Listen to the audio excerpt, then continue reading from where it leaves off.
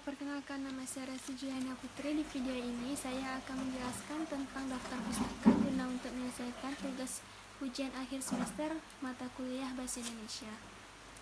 Selama kita menempuh pendidikan dari SD, SMP, SMA maupun kuliah sekarang, kita pasti akan selalu berkaitan dengan yang namanya daftar pustaka dalam menyusun makalah, skripsi, laporan penelitian, bahkan esai.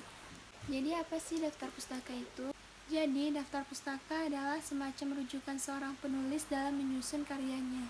Daftar pustaka berisi sumber-sumber yang menjadi bahan atau acuan seorang penulis dalam menyelesaikan sebuah laporan atau karya ilmiah. Daftar pustaka terletak di halaman belakang sebuah karya ilmiah atau sebuah laporan. Mengapa sih daftar pustaka itu wajib dalam sebuah karya ilmiah? Karena satu, sebuah karya tulis besar itu kalau tidak ada daftar pustaka bisa diragukan kebenarannya. Kedua, untuk menunjukkan bahwa hasil dari karya ilmiah yang kita tulis itu bukan hasil pikiran pribadi. Yang ketiga, agar kita menghargai hasil pemikiran sumber yang kita dapat tersebut.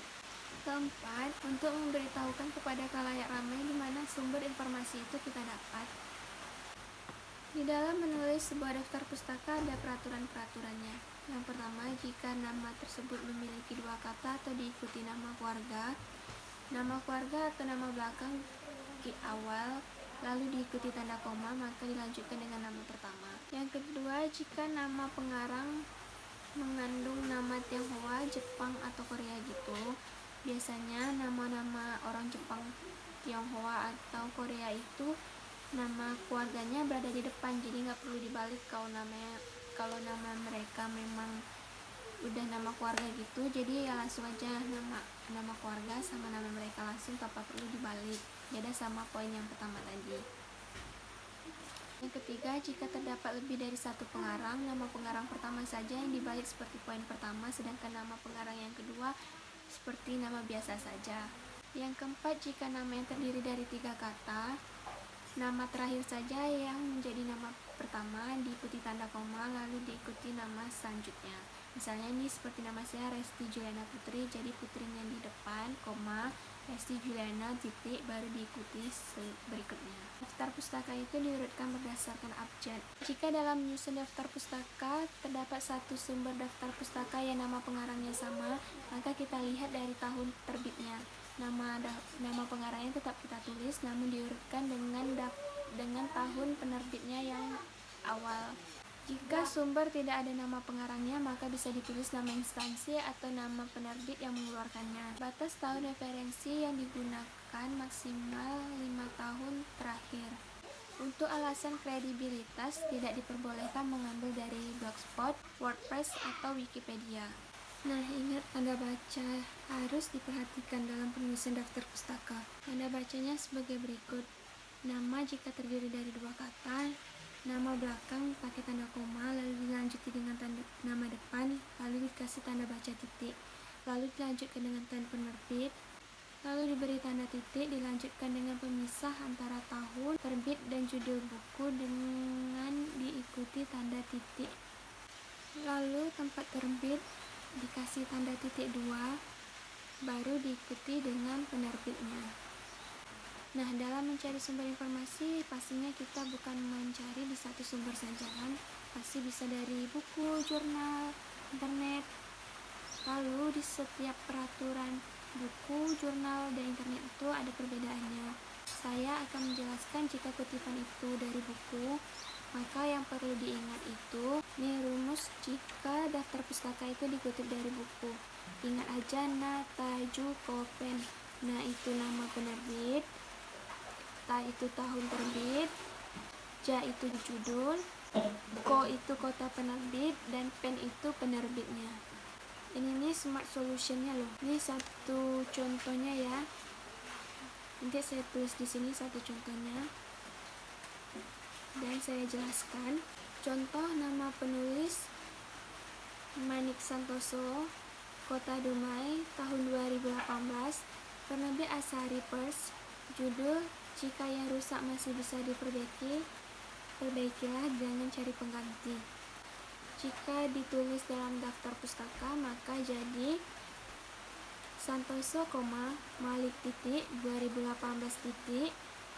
Jika yang rusak masih bisa diperbaiki, maka diperbaiki itu judulnya digaris-miringkan ya sebagai tanda. Setiap penulisan daftar pustaka, judul dikasih garis miring, atau boleh juga garis bawah.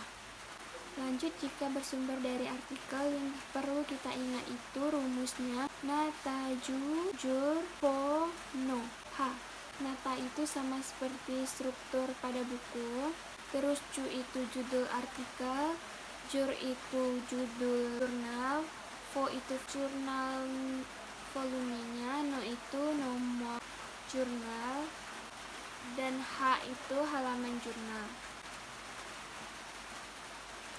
Contoh jurnal di sini yang saya gunakan itu jurnal dari sumber jurnal budaya asing. Contohnya nanti saya taruh di sini. Judul artikelnya sikap konsumen terhadap produk bundling agribisnis. Nama jurnalnya Daya Saing. Nama pengarangnya Didi Junaidi, Anton Agus Setiawan, dan Zoe Partini. Ini kan lebih dari 3 pengarang, jadi bisa ditulis Didi Junaidi dibalik jadi Junaidi Didi, tanda koma, diikuti nama pengarang berikutnya tanpa perlu dibalik lagi. Tahun terbit 2016, volume 18, nomor 1, halaman 1-9. Dalam penulisan judul jurnal di garis miring, tetapi dalam penulisan judul artikel itu dikasih tanda petik 2 dan halamannya dikasih tanda kurung. Jadi dari sumber yang tadi, jadi bisa kita bikin tulisannya gini: Junaidi, Didi, Anton Agus Setiawan, dan Zoe Partini titik 2016 titik, tanda petik 2, sikap konsumen terhadap produk bundling agribisnis, tanda petik 2 titik, daya saing, 18, buka kurung 18, tutup kurung, 1-9. Nah, lanjut, jika sumber karya ilmiah itu didapat dari internet, maka rumusnya ta titik ju titik al dalam kurung waktu tutup kurung. Jadi dibaca gini, nataju al waktu, nataju al buka kurung waktu tutup kurung gitu. Yang dicantumkan yaitu nama penulis, tahun penayangan, judul, URL-nya, dan waktu pengambilannya. Waktu pengambilan maksudnya itu gini, kapan waktu kita mengakses internet itu. Nanti contohnya bakal saya taruh di sini. Maka jika ditulis jadi daftar pustaka, yang untuk nama masih seperti yang biasa, diikuti tanda titik, lalu tahun titik, judul pakai tanda petik 2 tanpa garis miring, lalu URL-nya, lalu kapan diaksesnya. Kenapa sih kalau ngambil dari blog atau Wikipedia itu harus pakai waktu atau tanggalnya? Karena kita nggak tahu nih, blog itu bakalan bisa dipercaya sampai tahun kedepannya atau tidak. Karena di Wikipedia atau blog itu bisa diedit atau bahkan bisa dirubah semuanya. Jadi bisa dikatakan masih rampung jika harus dijadikan referensi. Tapi jika mendesak, blog atau Wikipedia itu masih bisa dijadikan sebagai bahan acuan. Tapi tetap diikuti dengan tanggal sama waktu agar nanti bisa dicari waktu. Jika itu sudah dihapus, bisa dilihat dari web archive agar kita bisa mengaksesnya lagi. Tapi itu nggak bisa menjadi jaminan juga. Jadi kalau dituliskan contoh, jadi seperti ini: alamat www.manajemen.go.id/articles/keuangan.html. Judulnya Manfaat Internet Terhadap Bisnis dan Pemerintah. Tahun terbit 2010. Nama penulis Agung Supratman. Waktu akses 1 Januari 2019. Maka jadinya Supratman, Agung titik 2010 titik. Manfaat internet terhadap bisnis dan pemerintahan titik. Selanjutnya diikuti dengan URL-nya. Misalnya nih diakses tanggal 1 Januari tadi kan, jadi buka kurung, diakses tanggal 1 Januari 2019 tutup kurung. Itu daftar pustakanya. Nah, begitu penjelasan saya dalam materi daftar pustaka. Maaf masih banyak kekurangan. Perlu diingat sebenarnya buat daftar pustaka itu tidak susah jika kita memahami strukturnya, lalu mengingat solution yang tadi saya katakan kayak Nataju Kopen untuk buku, Nataju Jurfono untuk artikel jurnal, Nataju Al-Waktu untuk pengambilan dari internet. Yang penting kita pahami aja dulu strukturnya sama ingat tanda bacanya. Baiklah, segitu yang bisa saya sampaikan. Lebih dan kurang terima kasih. Bye-bye.